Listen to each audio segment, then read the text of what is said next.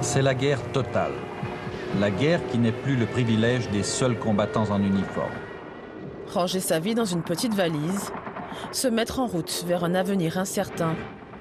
Les années 1940, ce sont des années d'exode pour des milliers de Français qui fuient les combats et l'occupant. Après sa défaite, la France signe l'armistice avec l'Allemagne le 22 juin 1940. Le maréchal Philippe Pétain est au pouvoir après un vote de l'Assemblée nationale. Le 24 octobre, il rencontre Adolf Hitler à Montoire-sur-le-Loir, dans le Loir-et-Cher. La France collabore avec l'Allemagne nazie. Une majorité de Français soutient et font confiance au maréchal Pétain. Et donc, de ce fait, à sa politique. Ils pensent que, là encore, que finalement, la politique menée par la collaboration permettra peut-être d'améliorer le sort de la France à l'issue de la défaite. À Tours, les drapeaux nazis flottent un peu partout dans la ville. Les soldats s'installent.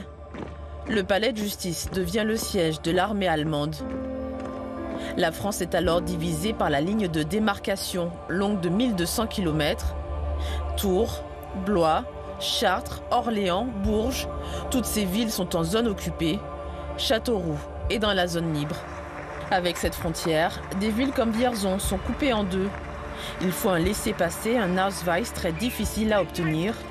Alors à pied, en barque, en voiture, des passeurs comme Solange Voisin aident les clandestins. On a commencé avec des moyens assez sommaires à leur donner des astuces pour essayer de passer. Et nous en sommes arrivés très rapidement à trouver un moyen beaucoup plus efficace, c'est-à-dire fabriquer des fausses cartes d'identité au nom de gens qui avaient des laissez-passer allemands. En 1943, la ligne de démarcation est supprimée. Les Allemands occupent toute la France. Mais les marchandises ont toujours du mal à circuler. Essence, nourriture, vêtements, il manque de tout.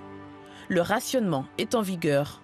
Au sein de chaque famille, on avait des carnets avec des tickets souches qu'on pouvait détacher.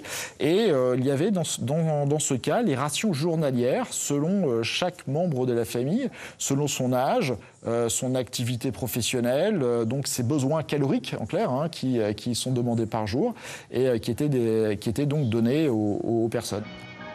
Pour s'habiller, il faut innover. Le caoutchouc des semelles est remplacé par du bois. En l'absence de nylon, les femmes ont recours au système D, comme l'expliquent ces images de propagande. La dernière trouvaille de Paris, c'est le bas de soie sans soie. Il s'agit tout simplement, mesdames, de vous teindre les jambes. C'est facile et pratique. Il suffisait d'y penser. À propos, monsieur, pourquoi ne ferions-nous pas nos chaussettes au ripolin ? On parle à cette époque-là d'ersatz, en fait, hein, c'est-à-dire produits de faible qualité, de remplacement.